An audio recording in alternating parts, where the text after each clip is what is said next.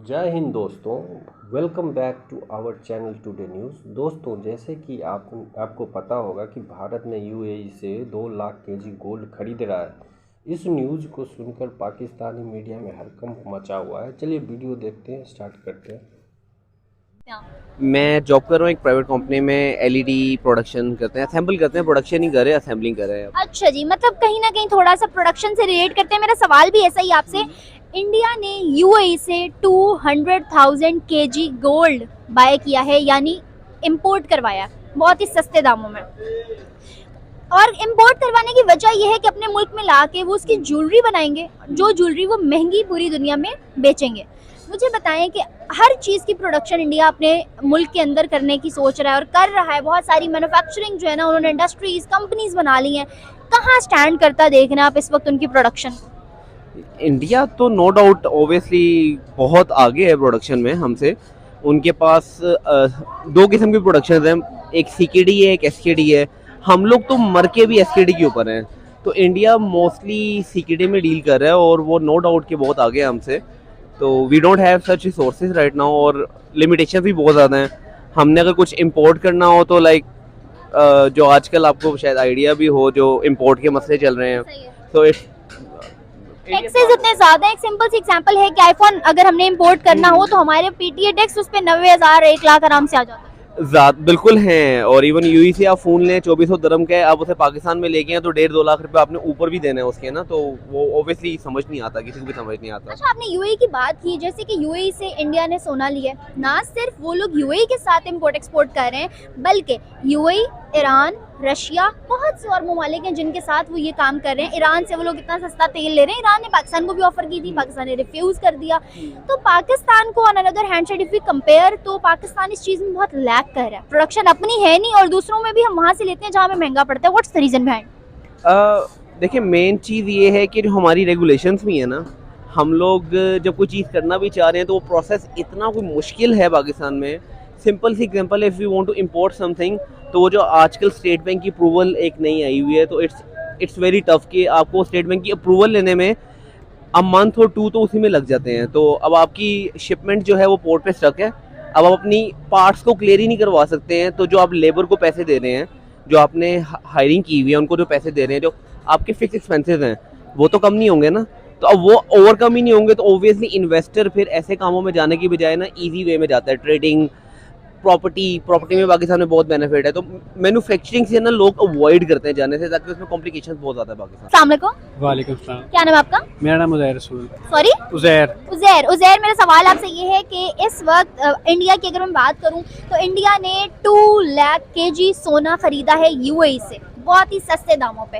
और ख़रीदने की वजह यह है कि वो लोग उसकी ज्वेलरी बना के खुद प्रोडक्शन मतलब करके अपने मुल्क में और दूसरी जगहों पे, दूसरे ममालिक में उसको एक्सपोर्ट करेंगे।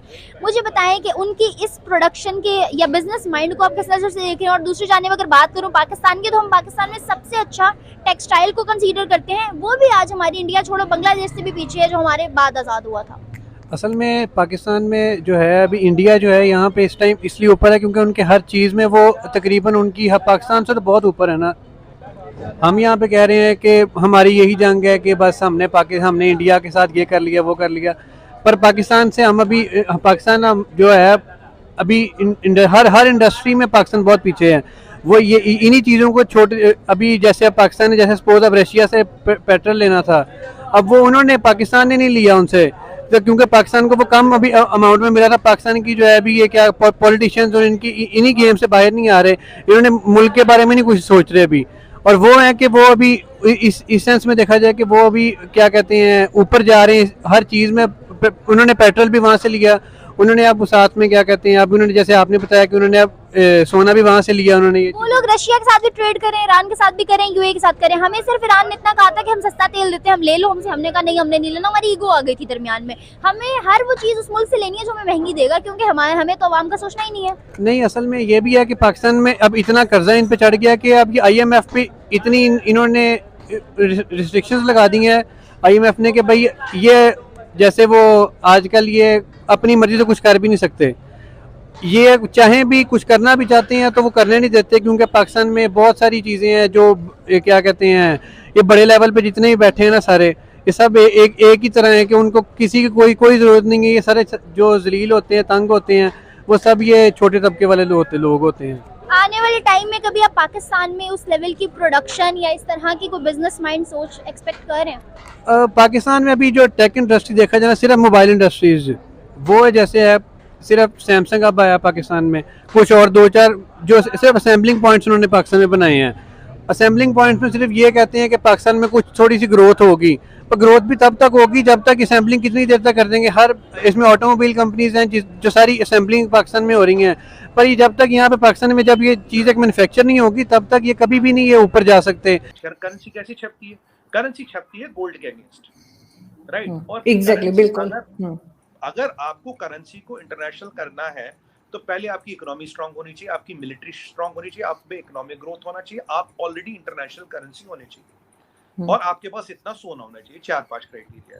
आज रुपये ईश्वर की कृपा से 24 कंट्रियों में रुपया चल रहा है, 24 कंट्रियों में रुपया चल रहा है। कल हमने एक टाई अप किया NCPL के साथ, जिसके कारण रुपये कार्ड और ये जो हमारा भीम ऐप है ये पूरे यूरोप में चलेगा अगले महीने से। तो धीरे धीरे जो रुपये का हमने वो what you call usage that is going around the whole world. Point number 1. 24 countries were already in. जिस दिन हमने 40 से 50 कंट्रियों में पहुंच गए तो we are an international currency. You accept or not accept, you believe or not believe, we are. तो आप बोलेंगे मुझे IMF की बास्केट में अभी रुपया नहीं है, तो मजबूरी में डालना पड़ेगा। जैसे 30-40 कंट्री हो जाएगा आपको डालना पड़ेगा, आपके पास ऑप्शन नहीं रहेगा। 11 जुलाई को आपको मैं याद दिला दूं, RBI ने बोला हम इंटरनेशनल ट्रेड कर सकते हैं रुपयों में किसी भी कंट्री के साथ। देखिए जो 24 कंट्री में रुपया चल रहा है वो अलग है, इंक्लूडिंग कतार में भी रुपया चल रहा है, कतार के एयरपोर्ट पे भी दे रहा है, अभी सिंगापुर में भी आप रुपयों में से पे कर रहे हैं, मलेशिया में भी ये रुपयों से हो गया।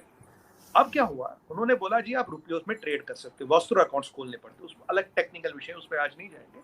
तो आप इंपोर्ट एक्सपोर्ट रुपए में कर सकते हो। 24 कंट्रियों में अभी रुपया चल रहा है, सब जगह जो रुपए लेने को तैयार है आप उसके साथ रुपए में काम करो, जरूरी नहीं डॉलर के साथ काम करो। तीसरी चीज हमने क्या किया, हमने किए फ्री ट्रेड एग्रीमेंट्स। अब free trade agreements game changer है, इसमें लास्ट में होगा। तो लोगों को लगा इतने धड़ल्ले से फ्री ट्रेड एग्रीमेंट क्यों करें, थॉट प्रोसेस क्या, ये समझाऊंगा आपको। फ्री ट्रेड एग्रीमेंट हो गए जी, फिर हम नेक्स्ट स्टेप पे आते हैं। हमने क्या कर दिया, ये फ्री ट्रेड एग्रीमेंट भी हमारे हो गए, मतलब वर्क इन प्रोग्रेस है, हमने ये रुपए ट्रेडिंग वगैरह सारी शुरू कर दी। हमने एक और इम्पोर्टेंट चीज की, हमने जो अगर आप फॉरेन एक्सचेंज रिजर्व देखिए, इसमें 3 चीजें होती है, US डॉलर होता है, इसमें US ट्रेजरी बॉन्ड्स होते हैं, इसमें आपका गोल्ड होता है और इसमें आप में यूरो होता है। ये 3 चीजें बनाती है आपका foreign exchange reserve.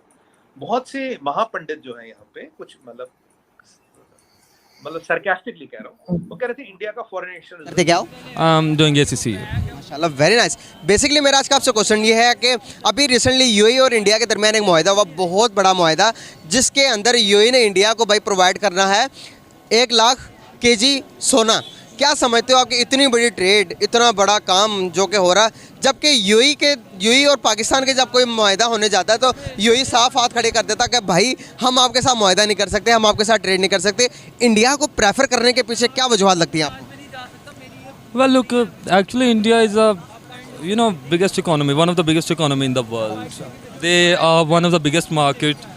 They are one of the biggest exporters of the world, and they are highly based in their IT sector, in their intelligence, medical, educational. मतलब आप इनको जहाँ पर भी देखेंगे, they are doing exceptional well. And now just couple of weeks back, इन्होंने अभी recently UK की इकोनॉमी को भी पीछे छोड़ा, fifth number. So these things actually make the nation। लोग यहाँ पर वर्क करते हैं other countries according to their foreign policy. They don't see what kind of bilateral relations they have with other countries. Though we consider UAE as one of the best friends, they are doing exceptionally well for us too. We are not saying that they are not giving us anything. हमारे साथ अगर अच्छा करते हैं तो मैं आपको बताऊं कि अगर जब हमारी बारी आती है यूएई से, जब हम कहते हैं कि भाई कोई पाकिस्तानी को हम बाहर भेजना चाहते हैं, तो वो कहते हैं कि शराइत रखते हैं कि भाई आपके अकाउंट में कम से कम 5,000 दरम होने चाहिए। जबकि इंडिया की बारी आती है तो इंडिया को वो कहते हैं कि भाई कुछ भी ना हो, बस आप आ जाओ। क्या वजूहत है? हर कंट्री की मैं बात बता रहा हूँ। रशिया ने भी रिसेंटली ये ऐलान किया है, रशिया ने भी ये ऐलान किया कि भाई अभी हम फ्री विजिट वीज़ा देंगे इंडियंस को, कि आप आओ हमारे पास विजिट वीज़ा करो, विजिट करो, रशिया पूरा घूमो और वापस चले जाओ। जब पाकिस्तान की बारी आती है तो जब तुर्की वाला कहते हैं तुर्की में बाइकआउट पाकिस्तानी चल रहा होता है। क्या वजूहत है? हम इखलाकियात में इतने घिर चुके हैं कि कोई दुनिया हमारी रिस्पेक्ट नहीं कर रही। हम गिर चुके हैं 100%, हम बहुत ज़्यादा गिर चुके हैं। हमारे अखलाकियात हैं क्या? आप मुझे बताएं ना, हमारे अखलाकियात क्या हैं? किस बेस पर हम कह सकते हैं कि we are very high at our ethics? We are zero. हम बस ये बातें कर सकते हैं, मैं आपके साथ यहाँ पर खड़े होकर चंद बातें करूँगा, मैं एथिक्स पर छोटा सा लेक्चर दे दूंगा, मैं चला जाऊँगा, देखने वाले को ये लगेगा this person has something, he is capable of. But on the other hand यहीं पे जाके मैं थोड़ा सा आगे अपने चुतियापे शुरू कर दूंगा, वही सिस्टम, वही वही सारी बातें। मेरे एथिक्स कहाँ पे हैं? बातों के लिहाज से ना हम बहुत आगे हैं, बहुत कह लें कि बहुत बड़े शेर हैं बातों के लिहाज से, ये हमारे नेचर में है, बट एक्चुअली में हम कुछ भी नहीं करते। जहाँ तक इंडिया के लोगों की बात है तो they are doing exceptional work from the last decade. जब से नरेंद्र मोदी की गवर्नमेंट आई, वो देखें वो स्टार्ट कहाँ से करते हैं। इन 2013 मैंने एक ऐड देखा, वो आता था, आपने भी शायद सुना होगा, इंडिया का एक चैनल डीडी नेशनल पर उनके जो वहाँ पर आया कि जी स्वच्छ भारत का इरादा हमने कर लिया। स्वच्छता मीन सफाई, ठीक है। Where the taking Narendra Modi जा रहा है सड़कों पर, गंदी से गंदी सड़कों पर, Sachin Tendulkar, every kind of celebrities are coming with him and they doing such exceptional work there. And उसके बाद जैसे ये उनका टास्क मुकम्मल होता है, वो चले जाते हैं अपने वो क्या उनका वर्ड है शौचालय, शौच की तरफ, दे लुकिंग वॉशरूम्स। फिर जैसे ये टास्क मुकम्मल होता है, वो चले जाते हैं अपने सिलेंडर, हमारी ख़वातीन को धुएँ की वजह से वो चीज़ें होती हैं, हमने वो प्रोवाइड करनी है। So they are going with minor things, और हम यहाँ पर इन चीज़ों को इग्नोर करते हैं। और ज़िंदगी में कामयाबी हासिल करने के लिए या अपने मुल्क को अजीम बनाने के लिए सबसे पहले आपको छोटे छोटे चीज़ों से चलना पड़ता है, आपको उनको मुकम्मल करना पड़ता है। हम डायरेक्ट ही बड़ी बड़ी चीज़ों से शुरू करते हैं, डायरेक्ट बड़ी बड़ी चीज़ों से मुमकिन नहीं होता कुछ भी। बेस हमेशा छोटे छोटे कदमों से बनती है। जब हम स्कूल जाना शुरू करते हैं, हमारे इतने पाँव होते हैं, आज तो माशाल्लाह 10 नंबर चप्पल आती है।